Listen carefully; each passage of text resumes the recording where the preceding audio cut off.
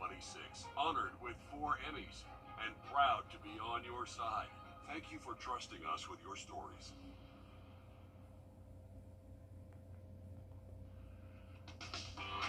It's time to play America's favorite jackpot game. This is Powerball. Good evening, America. I'm Laura Johnson. Tonight we have another life-changing jackpot for you. It's worth an estimated $175 million. So get those tickets out. Let's play. That first number up is Lucky 7, followed by the number 21. Tonight we're going to meet Francisco Nunez, who won $150,000 playing Powerball. Congratulations, Francisco. Now for the rest of those numbers, we've got 19, 63, rounding it out with 54. Your Powerball number tonight, good luck everyone, is 21, and your Power Play multiplier is 2. Let's take a look at those numbers one last time. Remember, there are multiple ways to win. We'll see you back here Saturday night. Good night, everyone. Live from Augusta, we're watching News 1226 at 11. 4th of July fireworks are a fun time for families, but for veterans, the celebrations can be triggering. How you can support those with PTSD in just a moment.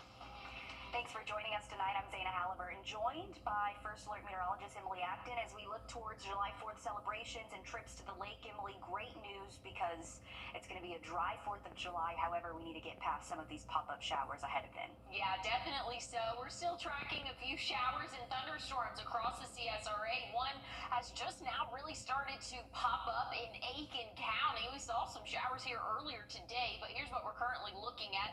City of Aiken, all the way down to Beach Island, New Ellington, seeing some heavy rainfall, a couple bolts of lightning there as well, so maybe a couple rumbles of thunder.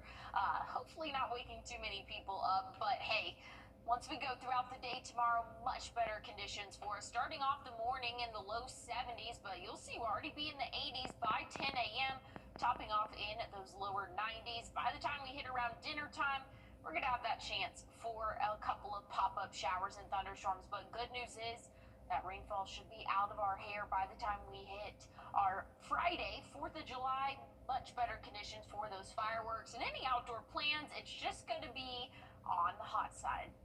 Thanks, Emily.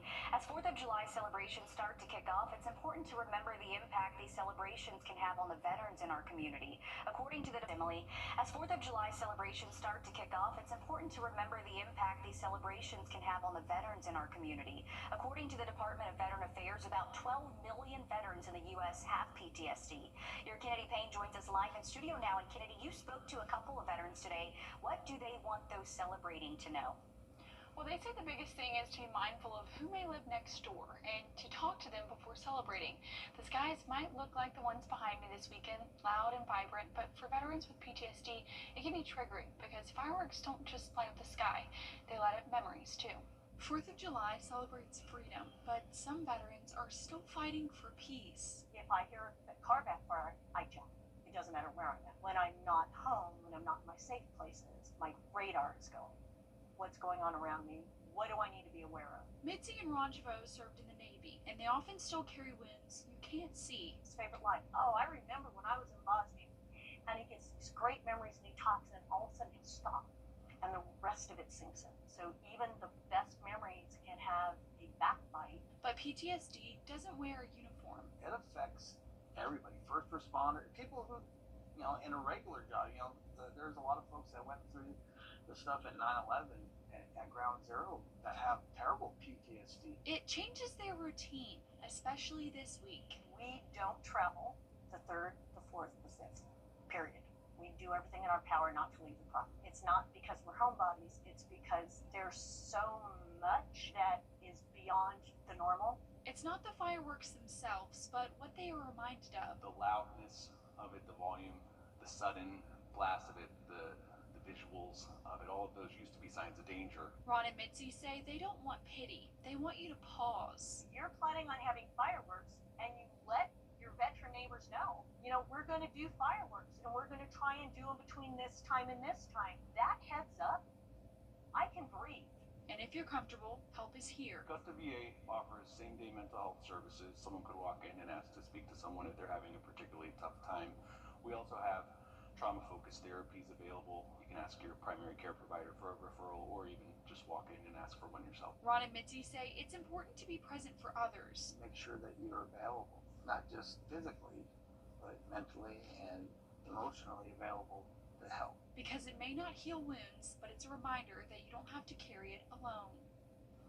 And if you're struggling with PTSD or you know someone who is, you can reach out to VA Augusta or call the Veterans Crisis Line at 988 and then press 1.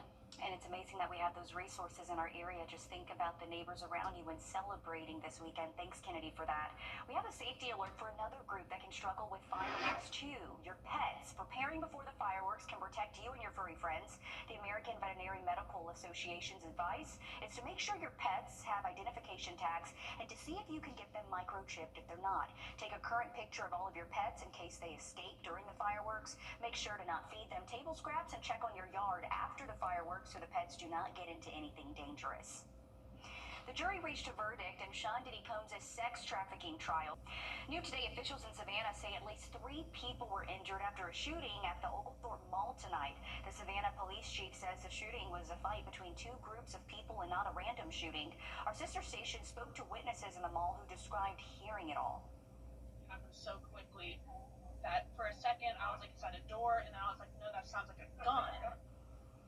Just before 9 o'clock, our sister station there says people were coming out of the mall. The mayor says it appears the people injured had non-life-threatening injuries. Right now, details on a suspect have not been released. New tonight, we're on your side following the work in the city of Aiken to clear up the discolored water. In today's update, Aiken City Manager Stuart Biedenbaugh says a strategic flushing program will begin later this month. That is to keep the discoloration from happening on a larger scale. You'll get a note on your door towards the end of the month if you'll be impacted by the flushing program.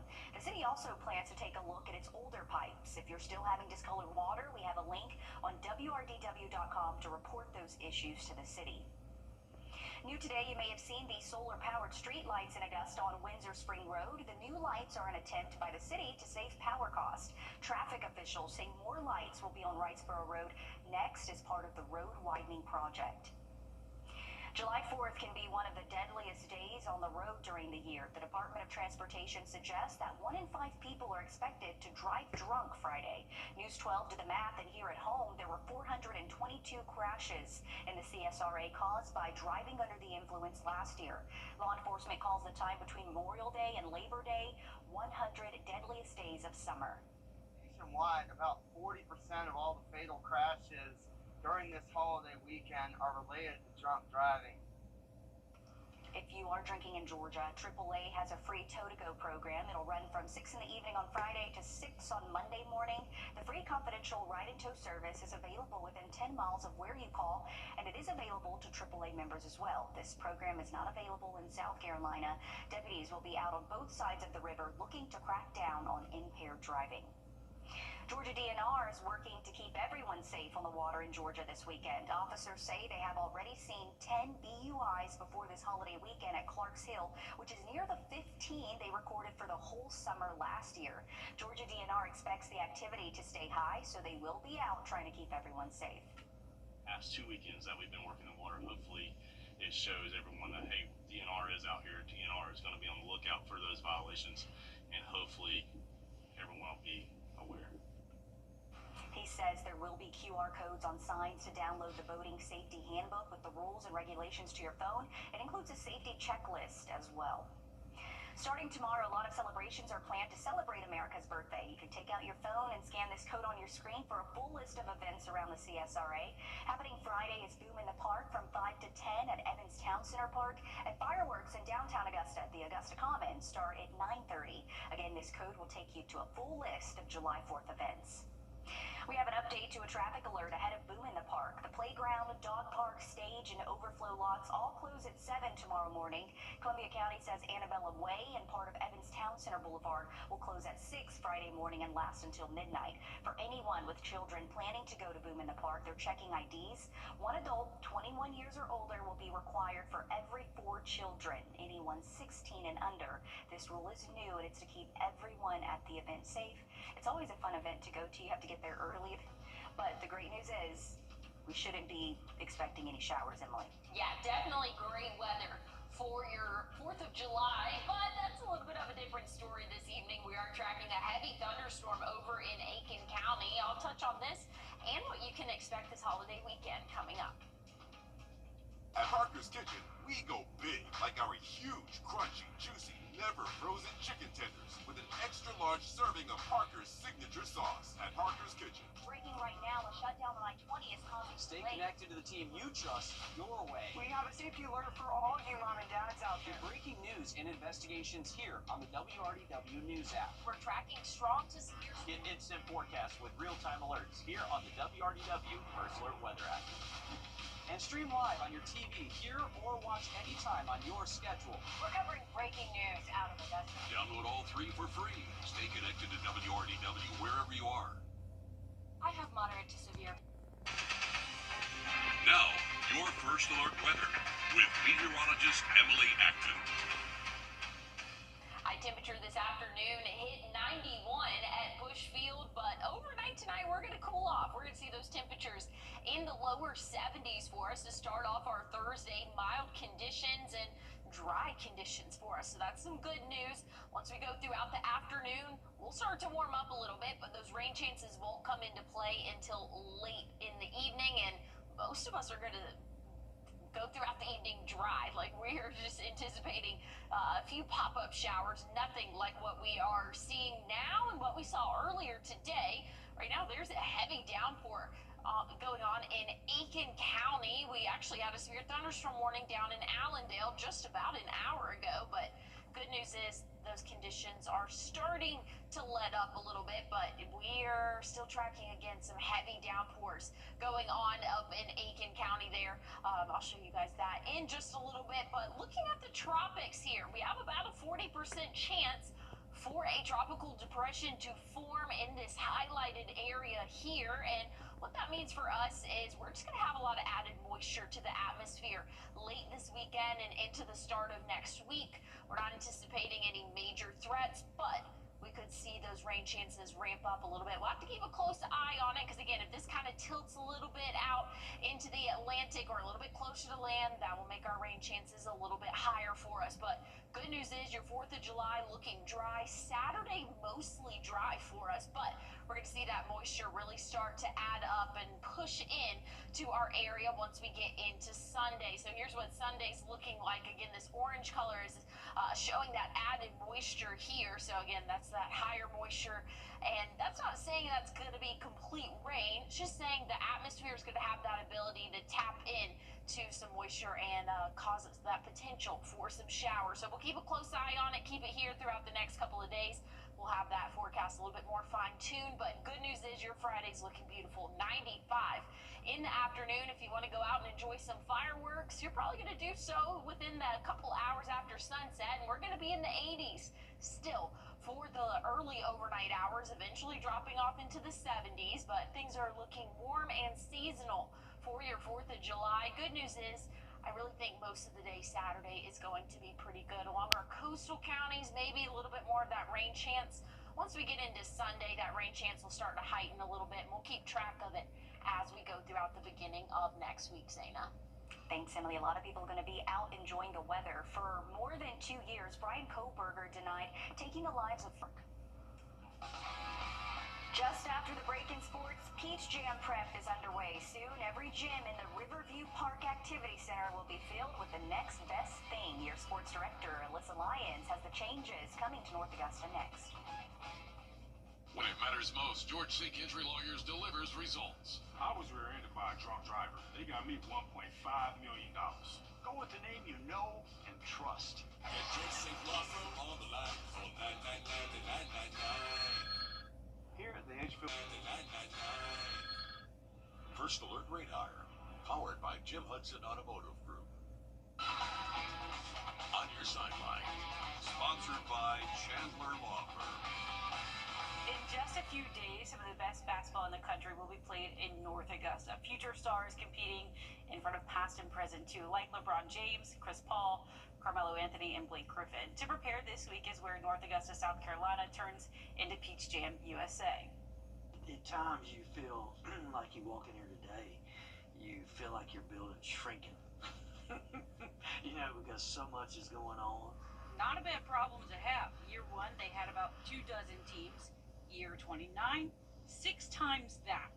Chalk it up to a click of a button. Social media, somebody takes a picture of LeBron James sitting in a gym, and boom, here comes people running to the activity center. Or a chance to see a future NBA overall pick. You know, I really didn't know who he was, but it didn't take but one game to walk up and you see all the crowd up there in the front in gym 1, and you're going, what's going on in there? And they said, well, Cooper Flag's playing. You know, I said, well, who's he? And they said, walk in the gym. This year there will be more games to watch. Nike always has 4 tournaments across the country before they get to the beach jam. Well, this year they've done 3, and tournament number 4 is happening right here in North Augusta the weekend prior to the actual beach jam event. What was once 1 is now 2, and 2 shots at seeing the coach repping that college gear you still keep in your closet. This year the college coaches get to be here both weekends because both weekends are live recruiting periods. Even in the new age, Peach Jam has managed to adapt. You look at the transfer portal, you look at NIL, and that kind of made us maybe wonder a little bit, would that, you know, do any hurt this event at all, but don't see that going on so far. From the still currents to the wish to be's and the breakouts. I've listened to college coaches before sit there watching a game and they say, I've been watching this kid play. In high school, I've been watching these other tournaments, and he's a pretty good player. But for some reason, he walks into this building, and he just goes off. He says, what is it? And the college coach says, well, it's easy. It's electricity. It's the atmosphere of the building. The talent coming to North Augusta, well, you can't put a square footage on that. There is a really good chance that we're going to see some local talent at Peach Jam this year. Dontrell Jackson, who transferred across Creek from Westside, could make another appearance. Rashad Tisby, another Razorback who plays in the EYBL circuit, could be there. Even Marcus Curry Jr., who transferred from Grovetown, could get a roster invite. Well, some MLB news. Less than 24 hours after the Braves moved Chris Sale from that 15-day injured list to the 60-day list, the Braves announced Spencer Schwallenbach has a fractured elbow, so now they're without the Cy Young winner, all-star right-hander Ronaldo Lopez. Smith-Shawver has an elbow injury. Their main arms are down, at least for a while. Spells trouble for the Braves. They just use the term like freak accident. Sale went down, and as a staff, we knew we had to kind of pick up some slack, and now this happens, and I feel horrible. Set a goal for myself to be healthy and throw a bunch of innings, and just really sucks. So Schwelly's out, lose a few, gain 1. Dirksen Profar has been reinstated. His any-game performance-enhancing drug suspension has been lifted. He played just 4 games before he tested positive. Profar comes back at a time where they really need him, but as part of his suspension, he is prohibited from playing in this year's playoff run if they do, in fact, make it.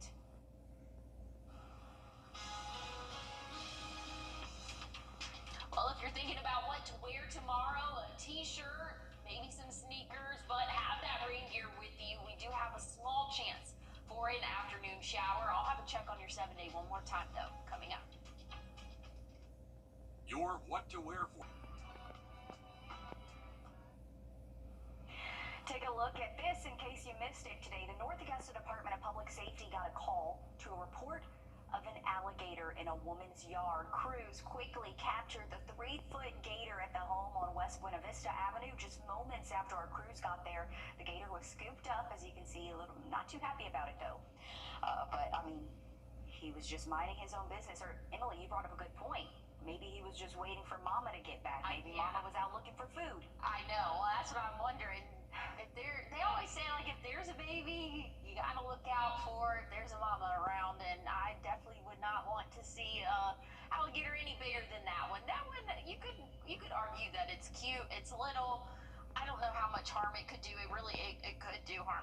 I genuinely don't know, but I do not want to see it. Definitely not compared to Mama. He just carried that little one out, no problem. Yeah. That's not happening with the 8-foot one we mentioned in Waynesboro. I think it was last week.